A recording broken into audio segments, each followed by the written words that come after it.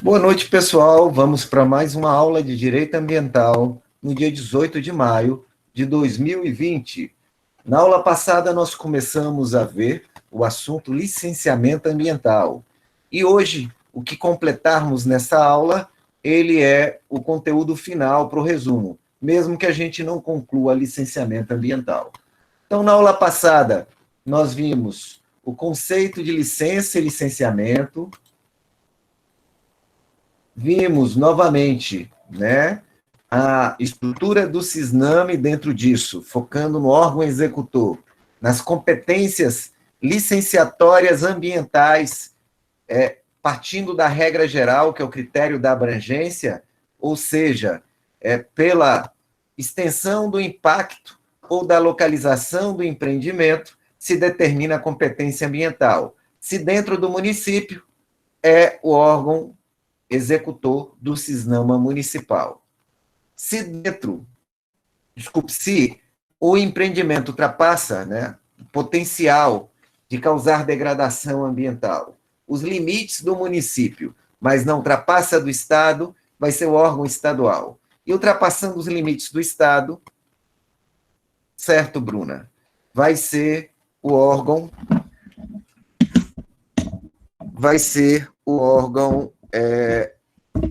federal, que é o IBAMA. Então, nós paramos exatamente nessa tela, né, que é o artigo 19 do decreto 99.274 de 90,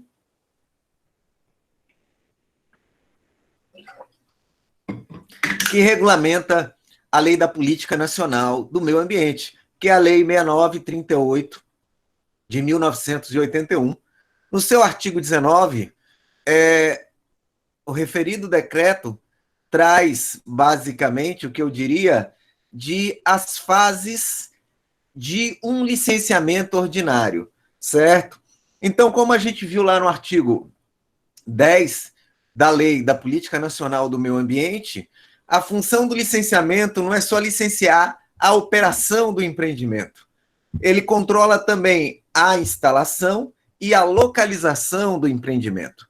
Nesse sentido, né, começando pela localização do empreendimento, no licenciamento ambiental ordinário, corriqueiro, nós teremos que fazer, na verdade, 3 licenciamentos. E teremos que ter 3 licenças ambientais entre a escolha do local em que o empreendimento, obra ou serviço vai ser instalado até a sua efetiva operação ou funcionalidade, certo? Então, essas fases, elas vão passar aí pela licença prévia, pela licença de instalação e pela licença de operação. Desculpem, saiu aqui. Voltando. Licença prévia, né?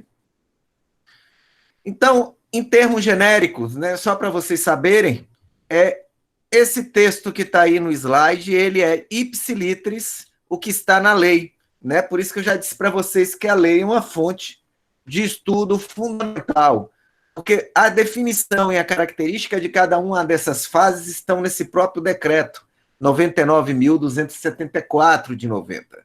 A licença prévia, especificamente, ela é necessária para que seja determinada a localização inicial do empreendimento.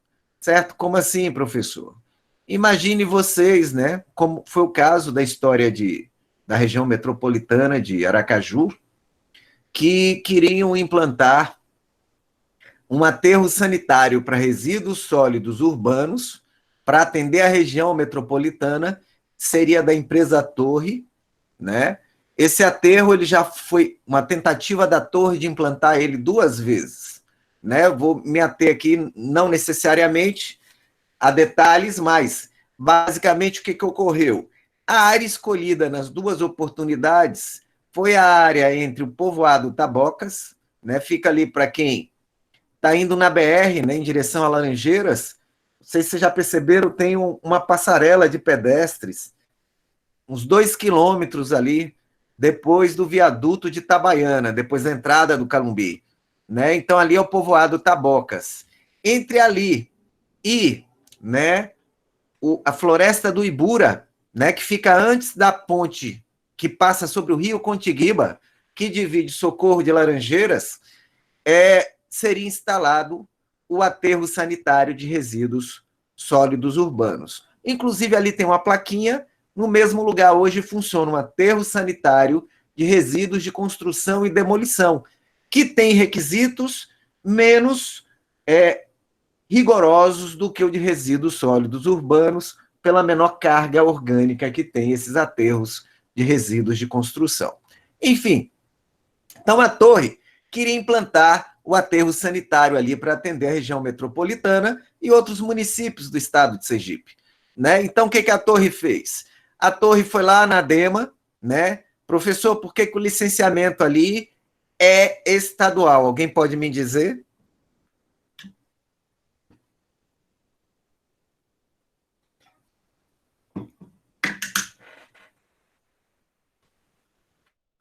Né? Por que o licenciamento de um aterro sanitário metropolitano é estadual e não do município de Nossa Senhora do Socorro?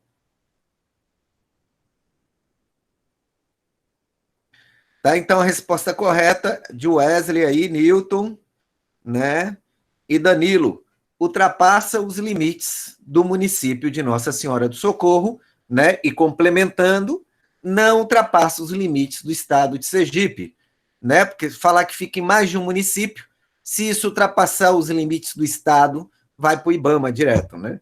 Então, na verdade, passa de um município, mas não passa do estado. Então, por isso que o licenciamento é do estado de Sergipe. No caso, o órgão executor, licenciador, é a ADEMA. Né? Então, a torre foi lá na ADEMA, apresentou lá o quê? Né? Apresentou o planejamento da atividade e nessa fase, né, o que o empreendedor busca? Busca que o Estado lhe dê uma licença ambiental prévia que diz que aquela área escolhida é adequada ambientalmente. Só isso, né? Então, a torre estava procurando isso, né? Uma licença prévia ali para instalar. E se fosse concedida a licença prévia, seria o Estado dizendo que a área era adequada para, em tese, ter um aterro sanitário com aquela carga ideal, porque até aí nós temos só o projeto básico. Sairia uma licença prévia chamada de LP, como vocês estão vendo na sigla, e passaria para a próxima etapa, certo? Só que no caso real, né? Primeiro lugar, né? Na fase da licença prévia, a primeira coisa que o órgão licenciador pede são os estudos ambientais, também chamados de avaliação de impacto ambiental, né? E um aterro sanitário metropolitano, sem maiores delongas, ele tem capacidade para causar significativa degradação ambiental. Então, entre os estudos pedidos, obrigatoriamente deveria ter qual estudo, pessoal?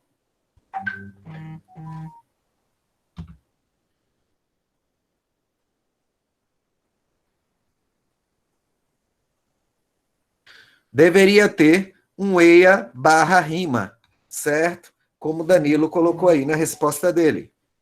Tá? Então, a forma correta de escrever EIA/RIMA é essa que Danilo colocou aí, certo? Um estudo prévio de impacto ambiental barra e um relatório de impacto do meio ambiente, porque são duas coisas diferentes, embora interligadas, certo?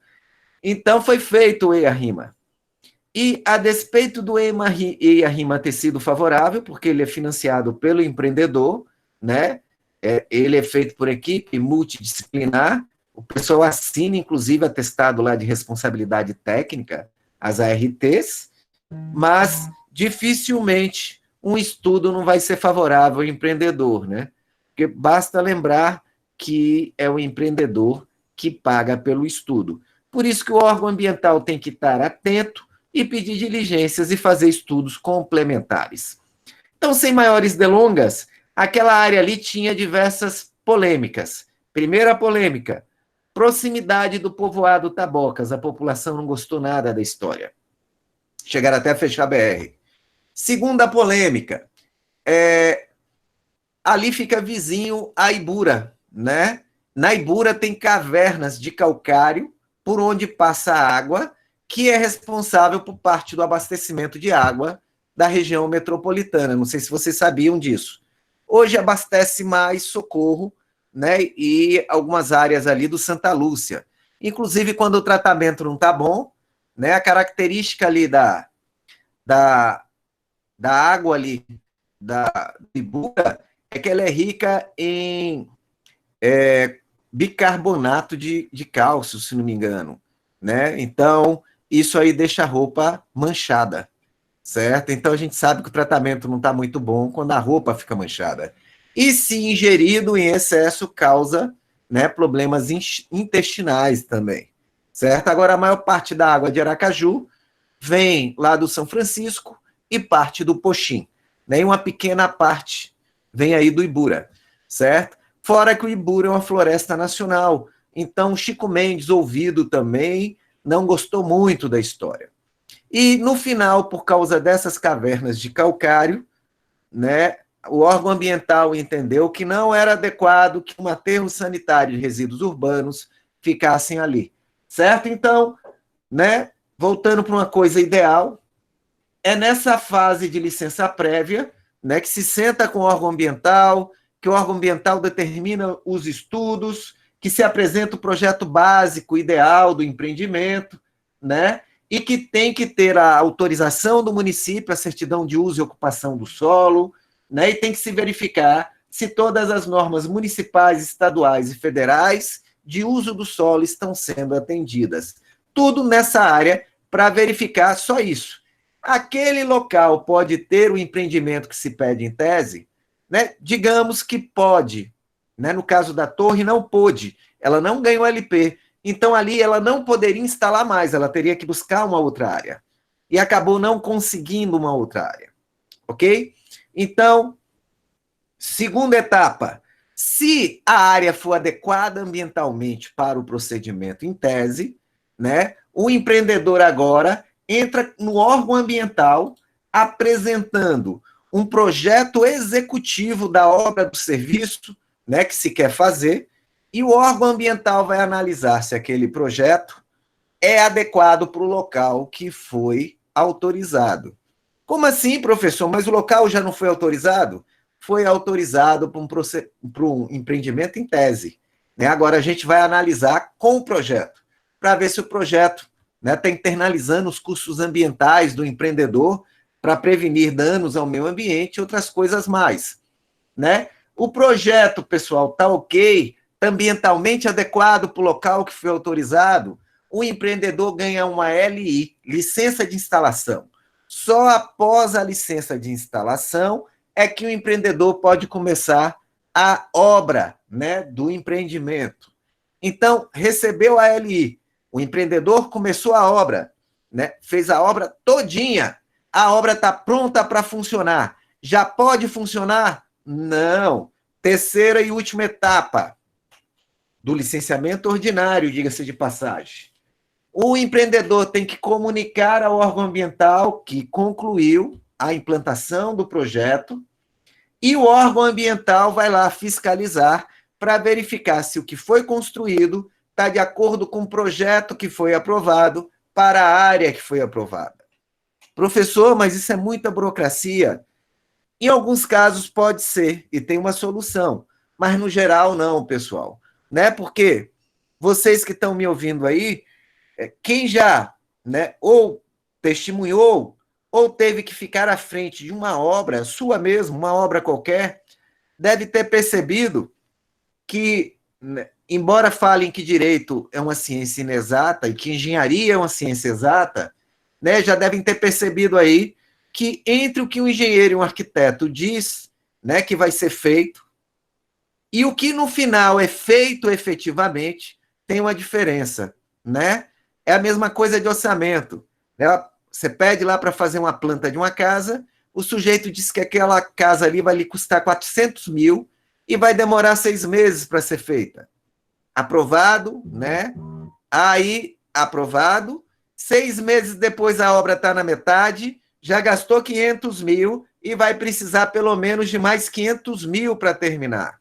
Né? E aquele quarto que você fez quadrado, ele ficou redondo no final das coisas, certo? Então, por isso, né, é que já se diz que obra não caminha sozinha. Você tem que ter alguém de confiança para garantir que o que foi projetado é o que vai ser executado. Senão a obra ganha vida e vai aparecer algo no final que talvez não seja fiel ao projeto que foi aprovado. Certo? E por isso, né, que não basta dar só uma licença. Né? Primeiro tem que ver se o local é adequado e, veja, de certa forma, é bom para o empresário porque economiza recursos. Eu só compro o terreno se for aprovado. Eu só inicio a obra se o projeto for aprovado. E eu só posso operar se o que eu fiz está de acordo com o que eu prometi que faria, certo? Então, o Estado tem que fiscalizar essas 3 etapas.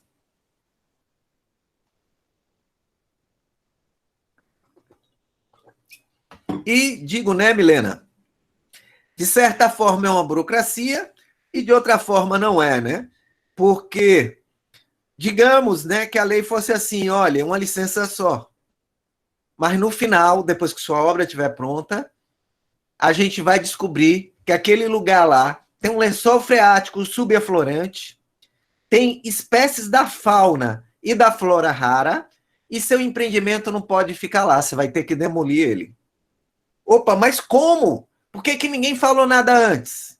Não, porque mudaram a lei, né, para simplificar, e agora a gente só fala no final, né? Menos burocracia. Né, percebeu, né, Milena, que menos burocracia aqui vai ser um prejuízo enorme para o empresário.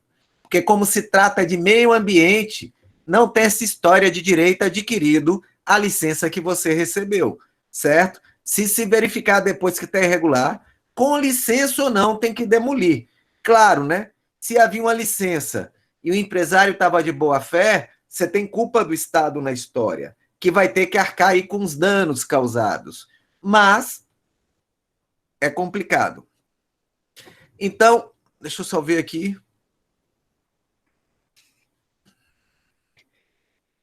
Carlos, na verdade, por aqui se aproveita muito pouco. Né? O que se faz aqui é uma coleta bem restrita, seletiva, né? Mas para ajudar de forma bem simplória as cooperativas de catadores. E algumas empresas, né? Tem algumas empresas, eu não vou citar nome, que elas, né, pegam todos os recicláveis possível e elas próprias já reutilizam ou comercializam. Né? Então não sobra muita coisa depois que sai daquela empresa. Alguns supermercados famosos daqui fazem isso. Certo, gente? Então, voltando para cá, né, só para vocês entenderem, eu vou instalar um abatedouro de carne, certo? Então, a primeira coisa que eu tenho que ir lá no órgão ambiental pedir é uma licença prévia. Ou seja, eles vão me dizer que estudos que eu vou ter que apresentar, né? E no final, se o local que eu escolhi for adequado, vai ser me dada a licença prévia, desde que o estudo aprove isso. Com a LP, eu contrato e faço o projeto do empreendimento. Projeto executivo, que é aquele detalhado. Está pronto? Tá. De novo, o órgão ambiental. O órgão ambiental analisa. Se o projeto executivo tiver compatível ambientalmente com o local que foi aprovado, sai a LI, licença de instalação. E só após a LI que se pode começar a construir. Então, vamos supor, né? Eu estou andando de carro por aí, socorro, e vejo uma obra dessas, né, que está lá dizendo que está na fase de LP, já fazendo obra no canteiro. Eu paro o carro, chamo a fiscalização. Isso, inclusive, é ilícito administrativo, civil e penal. Né? A obra só pode começar depois que o projeto for aprovado. E, em terceira etapa, o empreendimento só pode operar efetivamente se tiver a LO, a licença de operação, que é a licença, né, definitiva final, ela vai me dizer que o empreendimento pode operar e vai ter que obedecer a determinadas condicionantes para que ele não cause danos ao meio ambiente. Então, essa parte das condicionantes da licença é fundamental. Né? E Tainã perguntando, não. São 3 fases de licenciamento. que acabam sendo 3 licenciamentos interdependentes, viu, Tainã? Porque cada um aí, o órgão ambiental vai tratar como um procedimento administrativo isolado, né? Porque se você chegar aqui na LI ou na LO e perder prazo, você perde o procedimento e tem que começar de novo de onde você parou. Se eu já tenho LPLI, vou para LO. E um outro detalhe, né, que a Jane já está perguntando aí, essas licenças têm prazo definido, né? Então, se o prazo vencer, elas têm que ser renovadas. Então, eu não posso construir com LI vencida. Já peguei alguns casos assim também. Tá? A licença ambiental, isso cai em concurso, ela é um ato administrativo sui generis. Como assim, professor? Né, nós vimos que nós temos atos administrativos que são vinculados, né? Como, por exemplo, uma licença, e nós temos atos administrativos que são discricionários, como uma autorização. Né? E o licenciamento ambiental é o quê? Aí alguém apressado já diz, é vinculado, professor, porque é espécie de licença. Tome cuidado, viu? Licenciamento ambiental não é igual à licença do direito administrativo. O licenciamento ambiental, segundo o Furilo, é um ato administrativo sui generis. Por quê? Porque ele, embora tenha características, né, de precário, porque ele tem prazo certo, né? Ele tem prazo certo e é renovável, e pode, inclusive, ser revogado em caso, por exemplo, de se verificar posteriormente que está afetando o meio ambiente, né? Não é autorização, porque atendidos os pressupostos e concedidas as licenças, o licenciamento ambiental não pode ser revogado. E nesse aspecto ele se parece com a licença, certo? Por isso que Fiorilo diz que o licenciamento ambiental é um bicho híbrido, né? Ele tem características de licença e características de autorização, ok? Então, pessoal, esse procedimento de licença ambiental que eu apresentei para vocês, ele é, né, o que eu chamo de um procedimento ordinário. Mas, em alguns casos, possa ser que a lei, né, a normatização, estabeleça procedimentos diferenciados destes. Né? Então, se o grau de complexidade do empreendimento potencialmente causador de poluição não é alto, nós podemos ter até chamada licença única, que aqui em Sergipe é chamada de licença simplificada. Então, eu quero licenciar uma padaria, né? Aqui em Sergipe, padaria é licença simplificada. Em uma única etapa se faz os 3. Mas, professor, o panificador não vai ter prejuízo? Não, pelo contrário.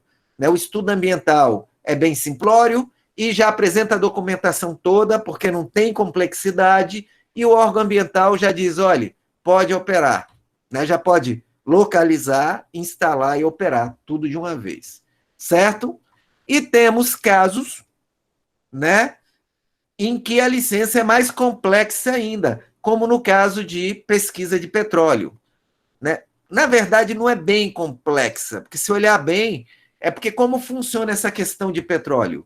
Primeiro, nós temos uma fase operacional, né? Se tiver alguém aí da área, até me corrija se eu tiver errado. Nós temos uma fase inicial em que está se verificando se há petróleo viável economicamente num determinado local. É a fase de pesquisa. Então, para essa fase de pesquisa, por exemplo, em terra, colocar lá aquele cavalo de pau, né, vai ter que ter licença de localização, instalação e operação. Aí, encontraram o petróleo. O petróleo é viável economicamente.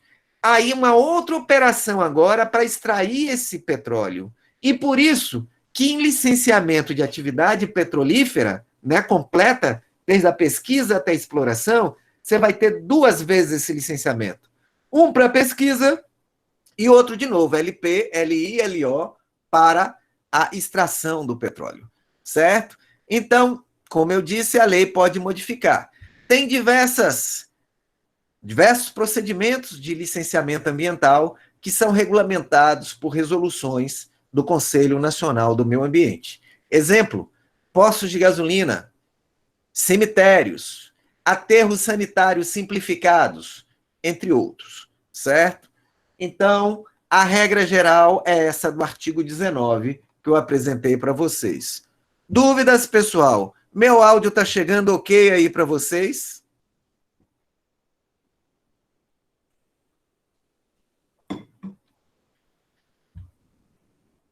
Como você vê, Tainã, para a maior parte está chegando, né? Me parece que a gente está com alguns probleminhas aí na parte da recepção hoje de alguns alunos, né? Então, em relação, né, à questão do licenciamento ambiental, alguém tem uma dúvida?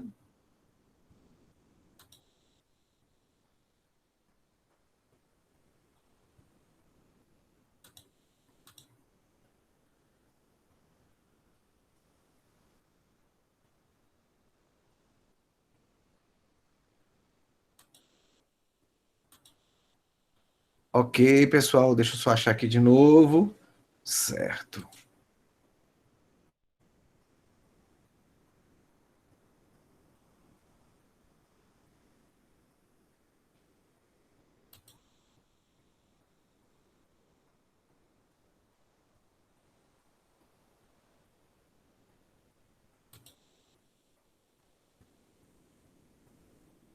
Vamos.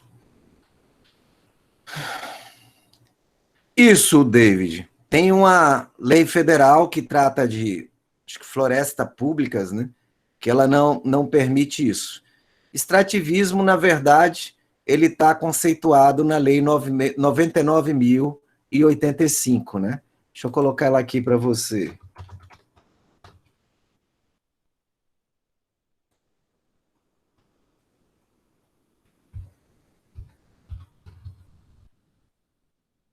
Certo? Acho que o artigo 3º, segundo, né? Se variou, inciso 12.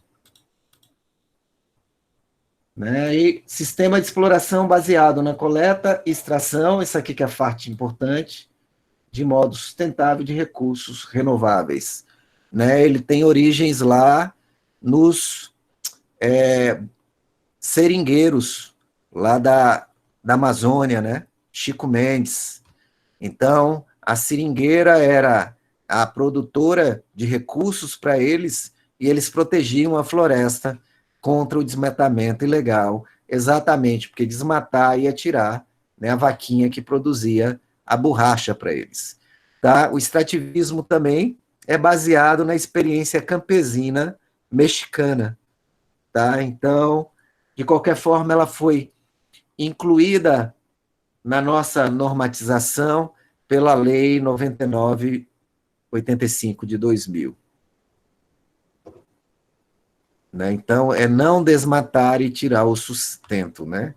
É aproveitar a natureza cuidando dela. Né? Então, eu quero tirar leite de uma vaca, eu trato bem ela, eu não mato a vaca. É basicamente isso. Certo, David? Voltando, então, para a nossa apresentação, as ordens. Pergunto se alguém tem alguma dúvida sobre as fases do licenciamento ambiental. Alguém aqui perguntou, Carlos, né? Licenças do Corpo de Bombeiros são exigidas nesse licenciamento? Boa pergunta, Carlos. Né? Então, gente, é indispensável a pergunta do Carlos. E olha que interessante, às vezes eu estou lá na promotoria e a gente detecta um empreendimento funcionando sem licença ambiental quando deveria ter, né? E é incrível, né? Uma argumentação leiga às vezes é apresentada por advogado. Qual é a argumentação leiga? E já dá, né, a diretriz da expertise desse advogado em ambiental. O advogado chega lá, doutor, meu cliente tem aqui o alvará do Corpo de Bombeiros, né, para o projeto de incêndio e pânico. Tem aqui o alvará da vigilância sanitária, porque lida com alimentos, outras coisas similares. Tem aqui a licença de né, o alvará de funcionamento do município, tem aqui a certidão do uso e ocupação do solo do município, né? Tem aqui o registro na Receita Federal, enfim, tem todas as autorizações. Então, para que eu preciso de licença ambiental? Né? Licença ambiental é outra coisa. Licença ambiental o empreendimento precisa, porque ele é potencialmente poluente, e o empreendedor tem que se submeter a um controle estatal para garantir que aquela atividade de potencial não se torne concretamente poluente. Certo? Então, respondendo, Carlos, no licenciamento ambiental, né, você vai fazer um TAC lá com o Ministério Público, e aí o Ministério Público exige que você regularize o licenciamento ambiental, né? Só que você não tem regularidade de pessoa jurídica, você não tem nenhuma autorização nem alvará, você só vai conseguir a licença ambiental se regularizar a empresa todinha. Isso é exigido logo de cara na licença prévia. Certo, Carlos? Então, licenciamento ambiental, por menor que seja o empreendimento, é uma coisa onerosa e não dispensa, pelo contrário, exige todas as outras autorizações municipais, estaduais, federais que sejam necessárias, certo? Inclusive, a maior parte dos custos, às vezes, não é do licenciamento, é da regularização da atividade, ok? Seguindo, então, né, lembrando que licenciamento ambiental, ele tem origens em nosso direito. Em 1980, na lei que regulamentava distritos industriais, que é a 6.803, em 81 ele entrou na Lei da Política Nacional do Meio Ambiente, no seu artigo 10, né? Em 86, o CONAMA, né, começou a cobrar isto, embora em 81 já exista uma resolução do CONAMA sobre estudos ambientais, e principalmente EIA-RIMA.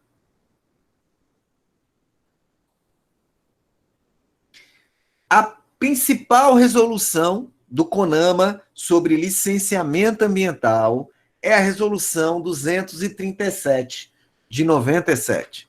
Só que essa resolução, ela tem uma pequena inconstitucionalidadezinha nela. Vamos analisá-la.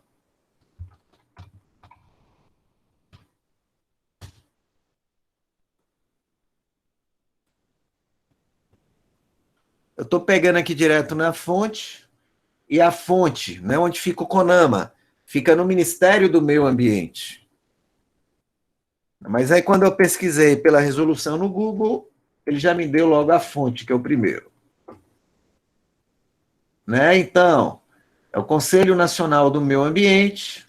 Tá? Então, veja, a resolução, ela traz de novo o conceito de licenciamento ambiental, de licença ambiental. Ó. Licenciamento é um procedimento administrativo, licença é o ato administrativo, o que são estudos ambientais, né? E uma coisa que às vezes cai em concurso mais técnico, não jurídico. Impacto ambiental regional, né? Por exemplo, eu sempre achei que o impacto ambiental regional é aquele que afetava mais de um município ou mais de um estado, certo? Só que pelo conceito da resolução, o impacto ambiental regional é o que afeta 2 ou mais estados.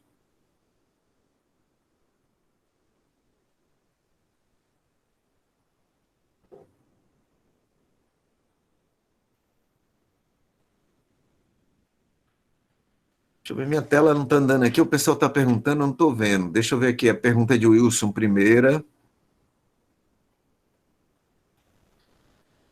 Ô, Wilson, em área urbana tem recursos naturais também, viu, meu amigo? Né? Mas a licença é exigida, se essa é a sua pergunta, para qualquer empreendimento, obra ou serviço que possa causar poluição ambiental. Como já aprendemos, poluição é um termo bem abrangente no artigo 3º da Lei da Política Nacional do Meio Ambiente, e significa qualquer impacto negativo ao meio ambiente, seja artificial, natural ou cultural. Ok, Wilson? Então, a resposta é: elas são necessárias em qualquer empreendimento, obra ou serviço, em qualquer lugar do território brasileiro. Flávio, implantação de irrigantes ao rio. Precisa irrigantes ao rio?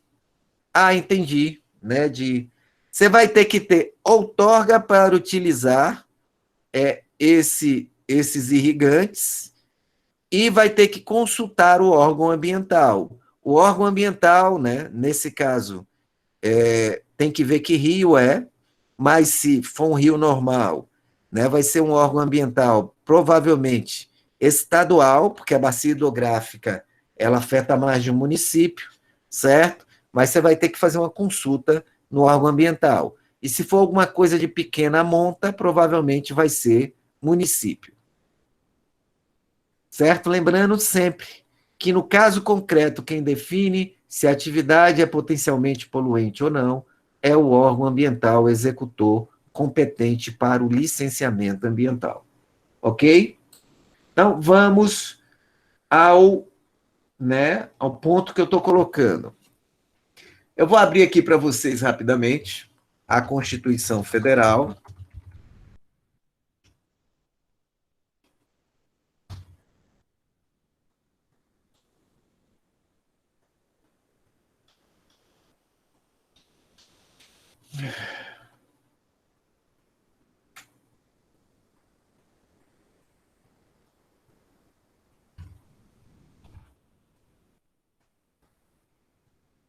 Aí, no artigo 23, que a gente já estudou, nós temos a competência administrativa, executiva ou material dos entes federativos, e vimos que ela é a regra em meio ambiente.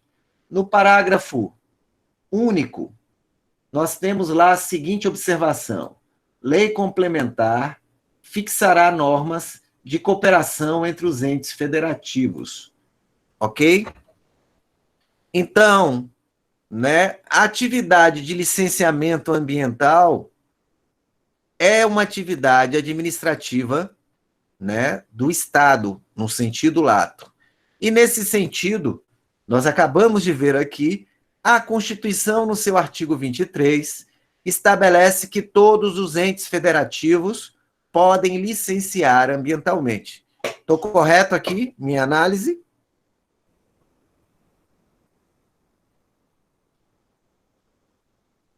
Então, essa lei complementar citada aqui no parágrafo único do artigo 23 é a Lei Complementar 140 de 2011, certo? E esta lei, ela veio posteriormente, 2011, e acabou regulamentando algumas inconsistências que havia na resolução que eu estava falando, que era a resolução 237 de 97. Essa resolução, ela estabelece nos seus artigos, né, porque a gente tinha um problema em 97. Em 97, né, já que todos os empreendimentos, eles poderiam, digamos assim, ser licenciados por todos os entes federativos, isso gerou um problema, né?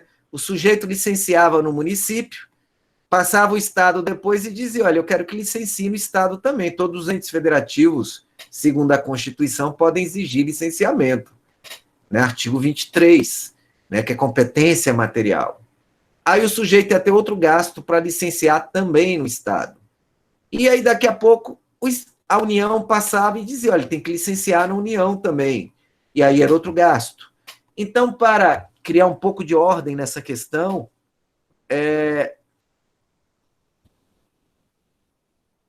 para criar um pouco de ordem nessas questões, é que nós verificamos que em 97 o CONAMA estabeleceu algumas regrinhas, né? E a regra principal no artigo 7º aqui é que haveria licenciamento apenas em um ente federativo, né? Unicidade da licenciamento.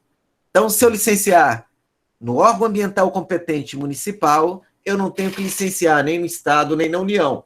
E para isso, o CONAMA estabeleceu aqui nos artigos 4º e 5º, né, qual seria a competência de licenciamento da União, do Estado e do município. Né? Então, pergunta, tem né, considerando que o parágrafo único do artigo 23 da Constituição Federal diz que essas competências vão ser estabelecidas por lei complementar, tem algum problema o CONAMA fazer essa regulamentação por resolução?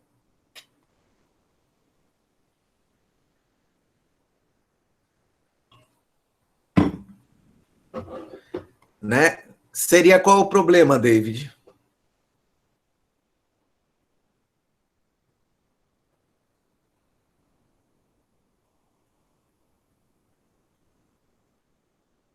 Não, né? O problema não é esse. O problema é que competência de entes federativos, só quem pode regulamentar é a Constituição, ou através da forma que a Constituição estabeleceu. E a Constituição, no seu parágrafo único do artigo 23, estabeleceu que seria lei complementar. Está aqui, ó. Então, a partir do momento que isso foi feito por resolução, né, há uma inconstitucionalidade em relação aí à forma do ato utilizado. No entanto, embora inconstitucional, como era muito lógica e usava aquela regra da abrangência, né, o que aconteceu foi que, basicamente, isso perdurou até 2011, sem grandes questionamentos de inconstitucionalidade, certo? E em 2011, isso foi substituído pela lei complementar referida, que é a Lei Complementar 140 de 2011, certo? Então, ela, inclusive, está aqui na apresentação, né? Eu só estou adiantando. Coloquei ela no final da apresentação. Deixa eu ver se eu coloquei. No pulinho. Está aqui no final. Aqui, 140 de 2011. Tem uma tabelinha aqui. Né? Detalhe para quem vai fazer o resumo, essa tabelinha ela tem algumas omissões, viu? Ela está meio equivocada. E aí vocês precisam, né, de ver esse conteúdo aqui para não se equivocar na tabelinha. Então, rapidinho aqui essas competências. A gente já aprendeu as competências. Driele, é só a Raquel pedir para entrar de novo. Né? Então, as competências ambientais, aquelas ficaram estabelecidas no artigo 7º, 8º e 9º. Né? No artigo 7º, a gente tem a competência administrativa da União, que lá no seu inciso 14, né, vai estabelecer o que a União fica com licenciamento. Né? Então, exatamente, David. Então, só lembrando a regra geral, né? Se for mais de um estado, né? E aí, como eu disse, tem uma diferençazinha, não usa só o critério do impacto, mas localização. Se é em mais de um estado, sempre vai ser a União. Isso abrange o inciso 1, né, que se é com outro país, é mais de um estado brasileiro, e abrange também o localizados ou desenvolvidos em 2 ou mais estados. Então, isso é a regra geral da União, que a gente já estudou. No artigo 8º, né, inciso 14, nós vamos ter o do Estado, certo? O do Estado, né, vai ser aquele que não está nem no 7º, nem no 9º. Ou seja, vão ser aqueles que ultrapassam o município e não ultrapassa o Estado. Ultrapassa o município, mas não ultrapassa o Estado. E, finalmente, nós vamos ter um 9º,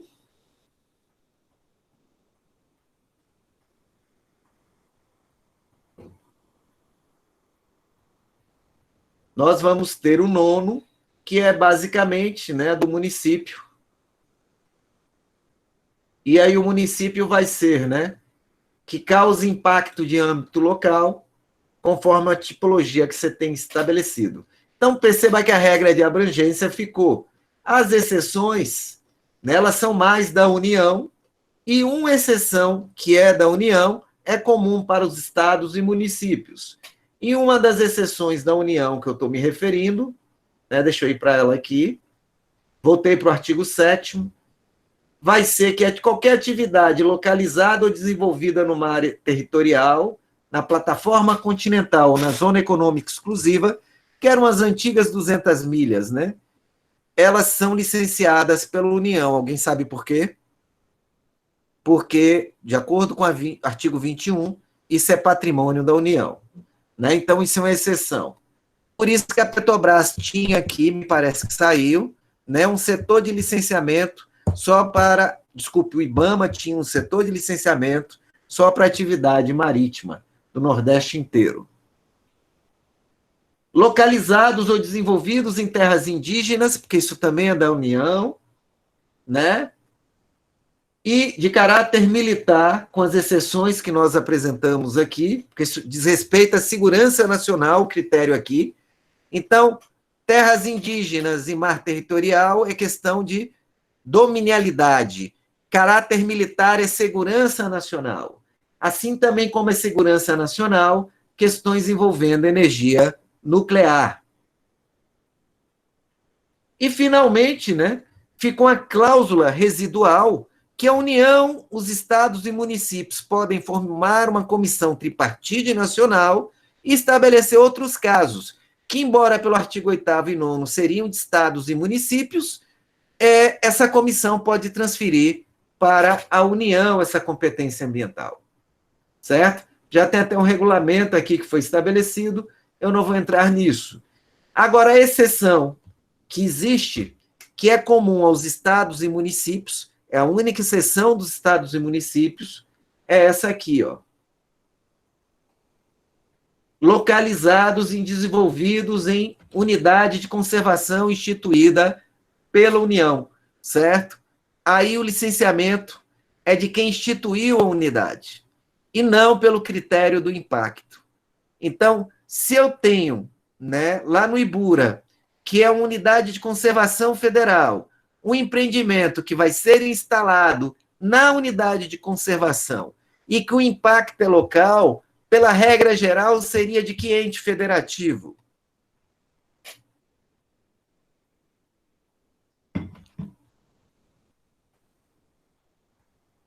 Pela regra geral, seria do município, certo? Mas como é uma exceção e a unidade é da União, quem é que vai licenciar? Né? Com base aí no 7º, a linha D, do inciso 14, União, exatamente. Então, tem que estar atento só às exceções. Agora, o legislador, quando fez essa exceção, ele não foi bonzinho com vocês, com nós que estudamos. Né? As unidades de conservação, elas são definidas na lei que eu falei para o David, que é a Lei 99/85 de 2000, um dos nossos próximos assuntos. E essas unidades de conservação são 12 tipos. Desses 12 tipos, tem um tipo só que se chama APA, Área de Proteção Ambiental, que é a Unidade de Conservação de Uso Sustentável. Né? Então, o legislador disse que essa exceção, que os empreendimentos localizados ou desenvolvidos em unidade de conservação seguiam o ente federativo que instituiu, né? Por que o senhor está falando o ente que instituiu, professor? Aí só tem União. Eu estou dizendo porque essa norma, igualzinha, se repete no 8 e no 9. Ela se aplica ao Estado e à União também, como exceção. Certo? Então, digamos, nós temos, né, o Morro do Urubu. Né? O Morro do Urubu não é um bom exemplo. Nós temos a reserva da fauna lá de Capela, que é a Mata do Junco. Né? Então, digamos lá que na Mata do Junco seja desenvolvido dentro dela um empreendimento, e tem. Lá é área de reserva de MST. Né? E o impacto seja local, no município de Capela. Quem é que tem que licenciar lá na Mata do Junco? O município, o Estado ou a União? Lembrando que é uma unidade de conservação estadual, né, situada no município de Capela. Então, o Nilton está certo, é o Estado. Por quê? Porque, embora o impacto seja local, unidade de conservação, quem licencia empreendimento localizado ou desenvolvido nela, é o órgão licenciador que instituiu, nesse caso, o Estado. Certo? Aí, só para fechar, lembrem que tem uma exceção, que são as APAs. Tá? Então, a exceção não se aplica a APAs. Né? Então, nós temos a exceção da exceção. Né? Então, quando se trata de uma APA, pessoal, eu não uso essa exceção da linha D.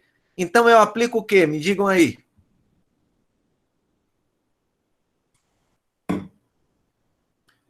Se eu não posso aplicar essa exceção da linha D, eu uso o quê, pessoal? A regra geral, certo? A exceção da exceção leva para a regra geral. Então, vou dar um exemplo. Digamos que eu tenha um empreendimento localizado aqui na APA do Morro do Urubu, né? Uma APA, uma área de proteção ambiental. E esse empreendimento tem impacto local. Quem é que licencia? A APA do Morro do Urubu é estadual, né? Mas o empreendimento tem impacto local. Quem é que vai licenciar?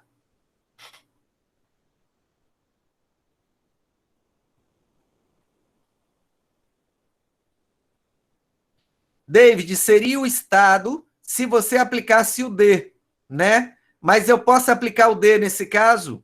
Não, porque é uma APA, né? Eu não posso aplicar exceção. Então eu volto para a regra geral. E a regra geral é que, pelo impacto, né? Se não passa do município, é o município. Então lembrem-se, né? Já concluindo. E lembrando que, infelizmente, isso cai em concurso, inclusive no OAB. Né? Mas já concluindo, a maior parte das questões sobre competência de licenciamento ambiental vão pelo critério da abrangência, né, que hoje está mais para localização ou desenvolvimento da atividade. E as exceções são estas, certo? Sendo que a União tem diversas exceções e todos os entes têm uma exceção, né, que é a questão das unidades de conservação. Quem licencia é o ente instituidor, a não ser que seja a APA. Professor, qual a lógica do legislador colocar a APA aí? Tem lógica nenhuma, só complicou a vida da gente. Né? Então, a gente vai estudar. Se a unidade de conservação for APA, área de proteção ambiental, eu não posso aplicar o item D. Eu tenho que aplicar a regra geral ou as outras exceções, mas nunca o item D. Ok? Dúvidas? Tá? E aí eu falei no início, né? Só para lembrar vocês aí, eu vou estar de olho nisso lá no resumo, certo?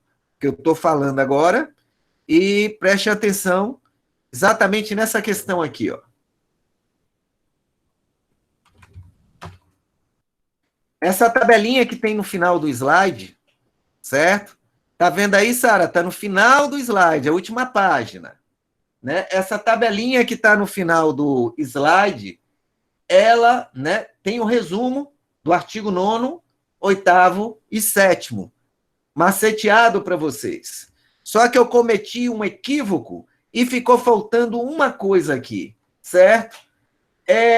Em união, está faltando uma exceção aqui, né? Qual é a exceção que está faltando aqui? Me digam. Pessoal, é isso aí, né? Encerramos o conteúdo para o resumo. Um abraço para todos e boa noite. Deixa eu ir para a próxima aula.